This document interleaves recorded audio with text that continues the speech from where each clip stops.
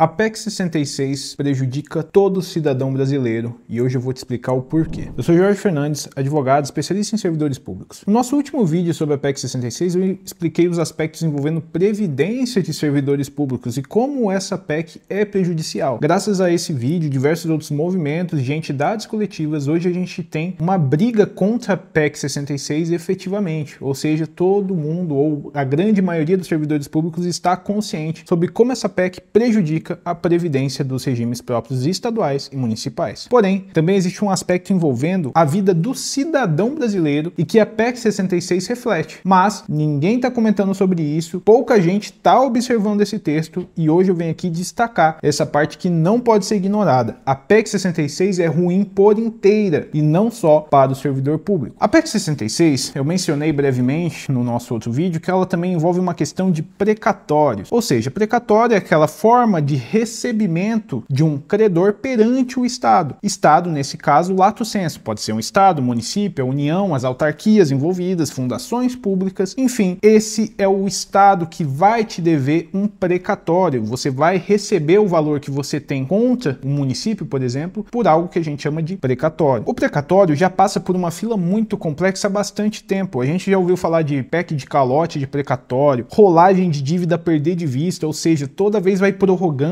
Quem tem precatório aí há mais de 10, 15, 20 anos nunca recebe, principalmente em grandes estados. Aqui em São Paulo, por exemplo, tá terrível a coisa. O estado de São Paulo não paga nada de precatório. É feio, é triste, é temerário. E esse cenário já é ruim o bastante, a PEC 66 quer piorar esse cenário. E o pessoal pensa que, poxa, precatório, mas eu nunca tive um precatório, o que é isso? O detalhe é, todo cidadão brasileiro pode ter um precatório. Não é só o servidor público, é o empresário. Uma empresa pode ser credora de um precatório. Olha só que situação. Então não envolve só questões de servidores públicos. Precatório é o Estado falando que deve o cidadão brasileiro e, a partir de rolagem de dívidas, regimes especiais, previsões que querem jogar a dívida lá pra frente, ele fala, eu não vou entregar o dinheiro pro cidadão brasileiro. Esse dinheiro vai continuar na gestão, vai continuar na mão dos políticos envolvidos com a gestão. Ou seja, o cidadão que tem direito a esse valor não vai recebê-lo. Na previsão que a gente tem na PEC 66, ela trouxe um artigo 100, parágrafo 23. Esse parágrafo hoje, ele não existe. O parágrafo 23, ele busca acrescentar o seguinte, ele fala assim, os pagamentos de precatórios pelos municípios relativos às suas administrações diretas e indiretas estão limitados, observados o parágrafo 24 a 26, que também são novos, a 1% da receita corrente líquida apurada no exercício financeiro anterior. E daí ele vai escalonando isso. Pode ser de 2% referente à receita líquida, 4% e no máximo 5% da receita corrente líquida. Eu sei, é confuso, não é um texto simples e até mesmo para quem estuda a questão de precatório não é simples, porque tem várias menções, envolve direito financeiro, é terrível de entender. Eu vou tentar resumir para você, que é leigo, que não entendeu o que esse texto quer dizer, em termos mais simples, mais sintéticos. Hoje a gente tem uma coisa que a gente chama de regime especial. Regime especial de precatório já é uma forma de dar calote, tá? De rolar dívida, de jogar para frente. Regime especial vem desde 2009 e vem sendo refeito. Ele é um regime provisório. A regra é que regime especial é provisório. Por exemplo, o estado do Mato Grosso do Sul recentemente saiu do regime especial. Significa que ele tá pagando o seu precatório certinho. Ele entrou no regime que a Constituição diz que deve ser o regime que é a regra, e não o regime especial. Regime especial é um jeito de forçar os entes a pagarem as dívidas de precatório que não estavam sendo pagas. Apesar desse regime especial ser transitório, ele sempre vem com novas emendas à Constituição. O que esse texto do parágrafo 23 quer colocar é um regime especial permanente. Porque a ideia do regime especial é limitar a receita corrente líquida para o pagamento de precatórios. Porém, agora, eles querem pegar o texto do regime especial, deixar ainda mais restrito, piorar o valor de receita corrente líquida que vai ser destinada a precatório e colocar isso de maneira permanente na Constituição Federal. Aí você pensa, nossa, Jorge, então isso é só para município, né? Vai piorar muito para os precatórios municipais. Por enquanto é para município. Você acha que um estado, Distrito Federal, vai ver esse texto para os municípios e não vai querer que seja igual para ele? Se hoje a gente tem regras de regime especial que são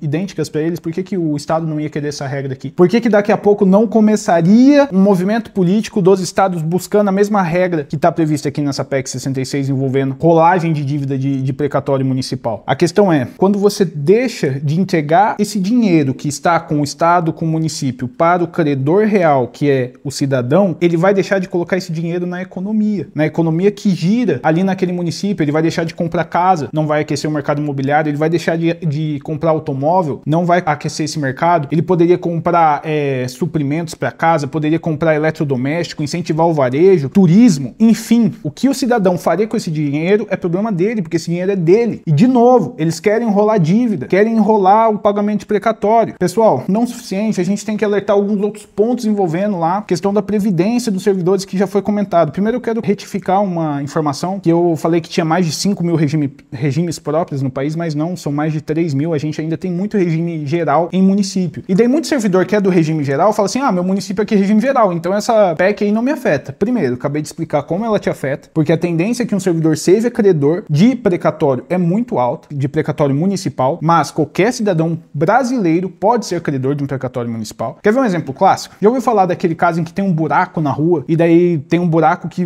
já notificaram a prefeitura há meses, ela nunca mudou, você vai, bate o pneu do seu carro, você quebra sua caixa de roda, quebra a roda, quem que fica com o prejuízo? Existem teses que fazem o município pagar esse prejuízo. Se esse prejuízo for alto, passar do valor da RPV, sabe o que você vai ser credor? De um precatório. E você não é servidor público, você não é advogado, você não é empresário, mas você sofreu um dano do município e ele vai te pagar por meio de precatório. Então isso atinge você diretamente. Mas voltando à questão da Previdência de Servidores Públicos, muito interessante que várias entidades coletivas começaram a se manifestar contra a PEC 66. E a gente não pode esquecer, é contra toda a PEC 66. Não é só contra a parte que envolve Previdência. Então a gente teve aqui a manifestação da Associação dos Delegados de Polícia do Estado de São Paulo, que dizem que estão se mobilizando, inclusive estão com orientações para o servidor público. E aqui fica as orientações também. Eles colocam aqui, orientamos a todos que sigam as seguintes diretrizes. Encaminhem a todos os deputados de seus estados a nota pública nacional e cartilha de crítica em anexo que eles produziram, frisando ser essencial o compromisso do deputado em não apoiar a PEC 66, reforçar o encaminhamento coletivo a outras entidades de classe e mapear a posição de cada deputado. Isso é muito importante. E aqui eu vou monitorar também e, se precisar, eu vou colocar o rosto aqui de cada deputado, porque eles representam essa nação, de cada deputado que votou a favor dessa PEC 66. Eu faço questão de divulgar isso. Vou colocar aqui no canal, vou dar um jeito, o Renatão que tá aqui, ele é o meu editor, ele vai dar um jeito de colocar o rosto de cada deputado, ele tá aqui pensando, rapaz, nunca teve que colocar tanto deputado, mas se votarem a favor dessa PEC, a gente vai colocar. Não só isso, olha só, a Associação dos Magistrados Brasileiros, pra você ver que isso aqui não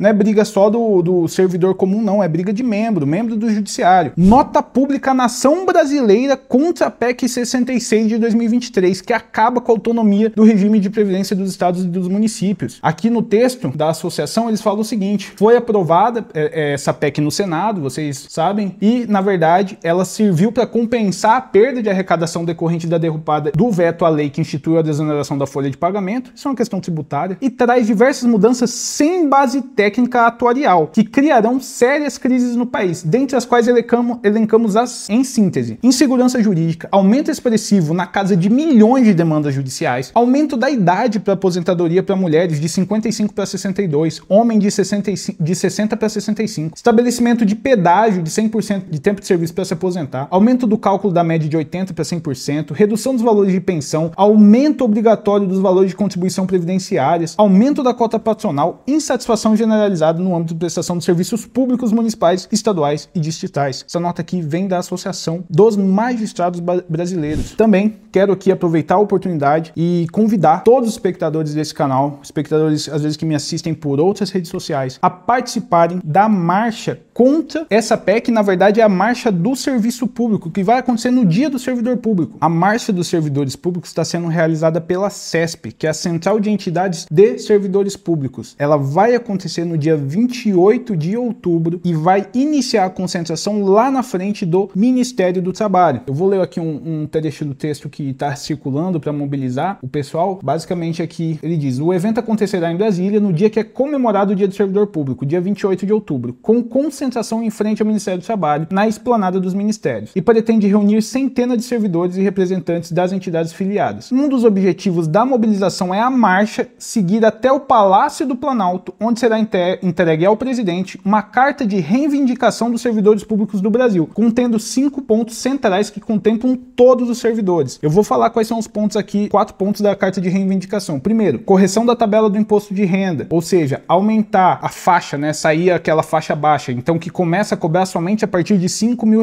Regulamentação da negociação coletiva para servidores e manifestação contra a PEC 66 é um dos pontos de reivindicação também dessa marcha do servidor público. Eu vou estar lá, minha passagem está comprada, vocês sabem que eu não não sou de Brasília, sou do Mato Grosso do Sul. Eu vou estar lá nessa marcha. Não importa se vão ter dezenas, centenas, tomara que tenham milhares de servidores públicos, mas o tamanho do movimento, quantos adeptos não é o relevante. O relevante é ele acontecer. É saber que às vezes mesmo você não podendo participar dessa marcha em Brasília, esteja apoiando, esteja participando do movimento a favor do serviço público, a favor dos servidores públicos e contra essas anomalias jurídicas que eventualmente surgem no cenário político desse país. A gente sabe que, infelizmente, quem dera o valor desses precatórios fosse revertido para a população, mas a gente sabe que não vai ser. Eles vão tirar da mão do cidadão o dinheiro desse precatório, vão rolar dívida, vão fazer idoso que está credor de precatório municipal aí há anos morrer e não receber esse valor, mas eles não vão entregar. E a gente não vai deixar isso acontecer não. Se acontecer, não vai ficar barato. Pessoal, o vídeo de hoje era esse. Espero que você tenha gostado. Peço desculpas se às vezes eu exalto os ânimos quando eu falo de questões políticas, que na verdade são jurídicas também, legislativo, mas enfim, é algo que realmente eu defendo com veemência, porque isso faz parte não só da minha profissão, mas dos meus valores. Espero que você tenha gostado do vídeo, deixa o like, inscreva-se no canal e também considere se tornar membro lá na nossa área de membros profissional jurídico. Acompanhe nosso trabalho nas outras redes sociais e até o próximo vídeo.